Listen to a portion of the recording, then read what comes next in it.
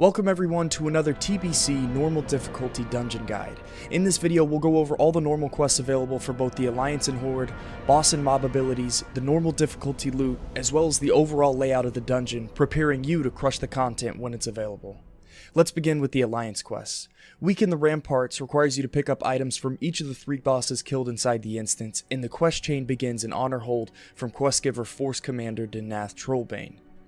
He'll send you east to speak to Sergeant Ultimus just outside Honor Hold, and the follow-up quest will require you to kill demons in the east and then return back to Sergeant Ultimus. Lastly, you'll be sent even further east to Expedition Point and need to talk to Forward Commander Kingston. This will then allow you to return to Honor Hold and pick up Weaken the Ramparts from Lieutenant Chadwick. The second and final normal quest, Dark Tidings, is begun from an ominous letter which drops off the last boss and returns you to Commander Denath. Now, this is the prerequisite for one of the quests in the Blood Furnace, the following dungeon, and you can find that guide in the description below. Moving on to the Horde quests, they're identical to the Alliance, and in order to get the quest Weaken the Ramparts, you have to start the quest chain from the other side of the Dark Portal. And the Alliance, they have this same series of quests, and they send you to your questing hub in Hellfire Peninsula, so if you can't start the quest chain on the Alliance side, you may need to do this short series of quests first. So, after you follow the Cookie Crumb Trail to Thrallmar, you'll need to talk to Nazgrel, who will send you just outside the gates to the east to speak to Sergeant Shatterskull. You'll need to do the same as the Alliance and kill each of the respective demons out to the east, return to Sergeant Shatterskull, and then lastly head even further east to find Forward Commander Towark, and then you'll be able to return to Thrallmar and pick up Weaken the Ramparts from Stoneguard Stockton, right next to Nazgrel. Similar to the Alliance, Dark Tidings begins from the letter off the last boss, and you'll turn it into Nazgrel. Next, let's talk about the loot and normal Hellfire Ramparts. I imagine once TBC releases, the meta is going to be to spam dungeons and boost to 70 in a matter of days. So the loot from these bosses is probably pretty minimal in the grand scheme of things, but it's fun to see the upgrades this dungeon can offer for future dungeon runs or just questing out in the Outlands if you were to do a couple of these runs and then go on your own way. So here's what you can expect in a normal Hellfire Ramparts. Starting with the first boss, Watchkeeper Gargolmar. He has a chance to drop a one-handed sword and more exciting 2 pieces of loot that can be gemmed with items from jewel crafting. If there was any novelty to the loot in these dungeons before pre-best in slot items for raiding, it would be these dungeon pieces that have gem sockets, and from my understanding, gemmable pieces of loot are few and far between before you start obtaining heroic and raid gear pieces, and there are a few quests in Zang Marsh and Terakar Forest along the way from 60 to 70 that reward you with gear that can be gemmed, but dungeons will be the primary source for these items. The second boss, Omor the Unscarred, is capable of dropping 2 necklaces, a plate belt, mail gloves, a 2-handed mace, and a staff. Pretty standard stuff here. And the third and final boss, Vazruden the Herald, has a cache behind him that you'll be able to loot after you defeat him and the dragon. Out of the 2 items that drop in this cache, you have a chance at 3 different rings, 1 cloak, 4 different gemmable items, a polearm, and most exciting of all, a druid staff. We got any Moonkin fans out there, baby? You love to see it. Welcome to TBC.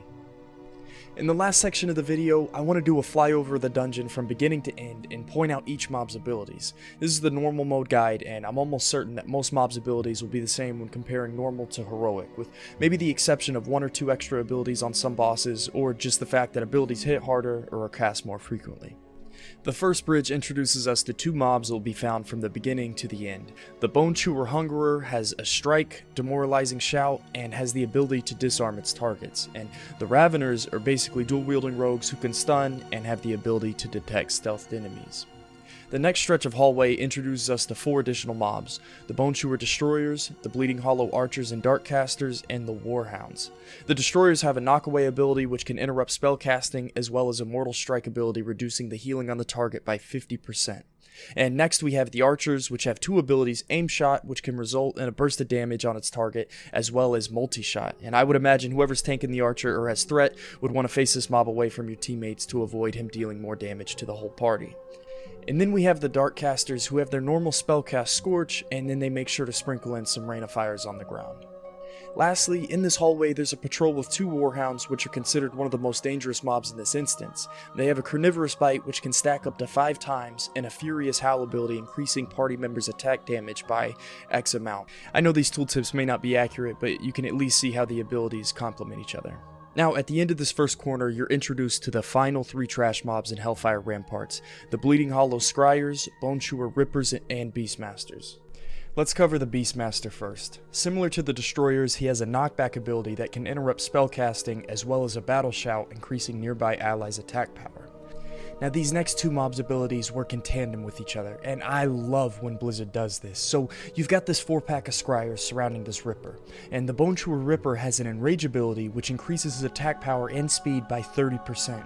Now when you look at the Scryers, they've got this ability called Fel Infusion, which can stack up to 5 times, and it appears that at the pull, the Ripper would start with 4 stacks, but regardless, I'm sure you'll be able to figure out how to best handle these pulls in the dungeon after encountering them a few times and having a grasp on what abilities each mob has. The Scryers also cast Shadow Bolts, they sling out Fears, and they can channel Hellfires at any time. That's all the trash mobs in the dungeons. Now I want to go over the boss abilities. The first boss, Watchkeeper Gargolmar, has his fair share of abilities. He has a charge, 2 counterattacks, retaliation, and overpower, and the killer in this fight is his mortal wound ability, stacking up to 8 times and reducing the amount of healing on the target done by 5% each stack. And the real kicker in this fight are the 2 adds that come along with Gargolmar. Hellfire Watchers. They have an offensive ability called Shadow Word Pain, but their main purpose in this fight is to heal and renew the boss, making Gargolmar's mortal wound ability more effective over time. Focus down the adds and then the boss, and surely you'll be victorious. The second boss, Omor the Unscarred, casts Shadow Bolts, uses a demonic shield which reduces magical damage taken, but then on the flip side uses a treacherous aura which inflicts damage to those in melee range. Lastly, he has the ability to summon fiendish hounds to aid him, which have 2 different abilities. They have a drain life and a mana burn ability. The third and final boss, Vazruden the Herald, is a 2-part fight. It begins with Vazruden jumping off his dragon and fighting on the platform while Nazan flies around casting fireballs at enemies which leave fire on the ground that you have to avoid. Vazruden himself has a counterattack and a shield slam ability, but what makes this fight difficult is his massive health pool. This extends the first part of the fight, and after you get Vazruden down, the dragon Nazan flies down and uses a cone of fire ability, which definitely leaves fire on the ground that the tank will have to kite the mob away from. Guys, that wraps up the normal dungeon guide for Hellfire Ramparts. Now, I know some of the mob abilities effects can seem mundane or minimal in normal dungeons, but hopefully this information is going to be a lot more relevant in heroics. Now, this was a brief introduction to the dungeon, but rest assured we'll cover strategies for the boss encounters and some difficult trash packs in the heroic guide for this dungeon, which can be found in the description below. If you made it all this far, thank you all for watching. If you enjoyed, please leave a like on the video, and I hope to see you in the Burning Crusade. Cheers.